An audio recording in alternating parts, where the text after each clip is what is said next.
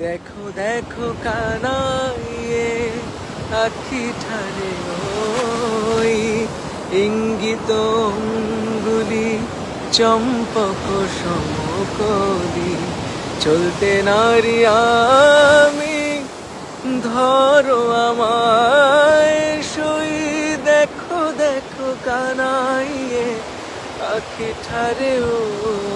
আজ আমাদের দীঘা ট্রিপের ডে 2। কাল অনেক ঘোরাঘুরি করেছি, কিন্তু আজকের সকালটা একদম শান্ত আর সুন্দর।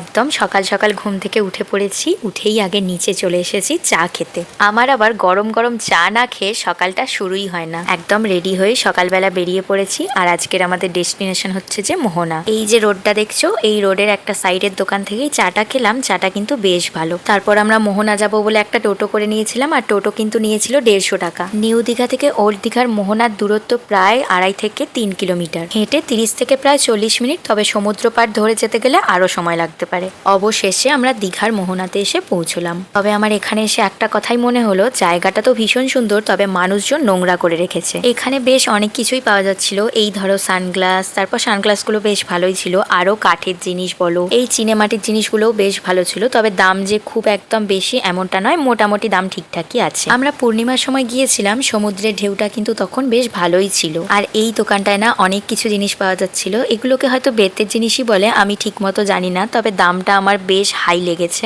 জিনিসগুলো তো বেশ পছন্দ হচ্ছিল, তবে দামটা একটু বেশি ছিল বলে আমি ওখান থেকে আর কিছু নিলাম না। তারপর এখন দীঘা মন্দারমণি আমরা প্রায় যাই, সেই কারণেই আর কিছু নিলাম না। আর সত্যি বলতে এখানে দাঁড়িয়ে না সমুদ্রের হাওয়াটা বেশ ভালো উপভোগ করা যাচ্ছিল। আর দীঘার মোহনা মানেই তো এখানে প্রচুর রকমের সামুদ্রিক মাছ, সেই কারণেই আমি একটু মাছগুলো দেখছিলাম। পুরোটাই তো মাছের বাজার এখানটা, তাই আমি একটু মাছগুলো ঘুরে ঘুরে দেখছিলাম আর দামগুলো জিজ্ঞেস করছিলাম যে কিরকম কি দাম আছে এগুলোর। আর তোমরা তো সবাই ভালো করেই জানো আমি ফিশ লাভার একদমই নই, তবে সমুদ্রে গিয়ে আমি ফিশ লাভার হয়েই যাই। আমাকে সমুদ্রের ধারে যদি বসে বলে যে তোমাকে যে কোনো ফিশ রান্না করে দেবো, তো আমি সেখানে বসে খেয়ে নেব। আবার সেই মাছগুলোই যদি আমাকে বাড়িতে দেওয়া হয় তখন কিন্তু আমি সেগুলো খাবো না। তবে চিংড়ি মাছ খেতে তো প্রচন্ড পরিমাণে ভালোবাসি, তাই চিংড়িগুলো দেখে না আমার জিভে জল চলে এসেছে। যেহেতু আমি চিংড়ি লাভার, তাই প্রত্যেকটা দোকানে গিয়েই আমি দেখো চিংড়ি মাছের দিকে আগে দেখছি। আর সত্যি বলতে চিংড়ি মাছের সাইজগুলো এত বড়, মালাইকারি করলে না দারুণ লাগবে। প্রত্যেকটা দোকানে নানা রকমের মাছ, ধরো ইলিশ মাছ, চিংড়ি মাছ, কাঁকড়া, তারপর লবস্টার, আর এই যে দুটো অক্টোপাস দেখছো না, সাইজগুলো কিন্তু অনেকটা বড় ছিল। তারপর পুরো মাছের বাজারটা ঘোরাঘুরি করার পর তারপর ওখান থেকে চলে আসি, কারণ বেলা তো অনেকটাই হলো, এইবার ব্রেকফাস্ট করে নিতে হবে। একদম সমুদ্রের ধারেই ওখানে অনেকগুলো দোকান আছে, আর আমরা একটা দোকানে বসি ব্রেকফাস্ট করার জন্য। আর আমরা তো মেদিনীপুরের মানুষ, তাই সব জায়গায় গিয়ে আমরা ঘুগনি মুড়িটাই খুঁজে থাকি। এই ওখানে গিয়েও প্রথমে ঘুগনি মুড়ি নেওয়া হয়েছিল, মুড়ি যদিও বা আমি একটু খেয়েছি, তারপরে 1 প্লেট লুচি নিয়েছিলাম। আর সত্যি বলতে লুচিগুলো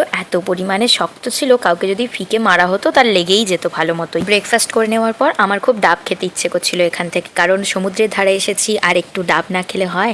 একদম ছোট সাইজেরই ডাবটা নিয়েছিলাম, তবে দামটা কত নিয়েছিল আমার এখন ঠিক মনে পড়ছে না। তবে আমাদের কোলাঘাটের থেকে দীঘাতে কিন্তু ডাবের দাম প্রায় অনেকটাই কম। যতই কোল্ড ড্রিঙ্কস খাও না কেন ভাই, ডাবের কাছে কিছুই নেই। তারপর ওখান থেকে টোটো ধরে 150 টাকা দিয়ে আমরা হোটেলে চলে আসি। বেলার দিকে কি করলাম সেটা কিন্তু পরের পার্টে আসছে, আর ব্লগের জন্য ওয়েট করতে থাকো। Thanks for watching guys, tata.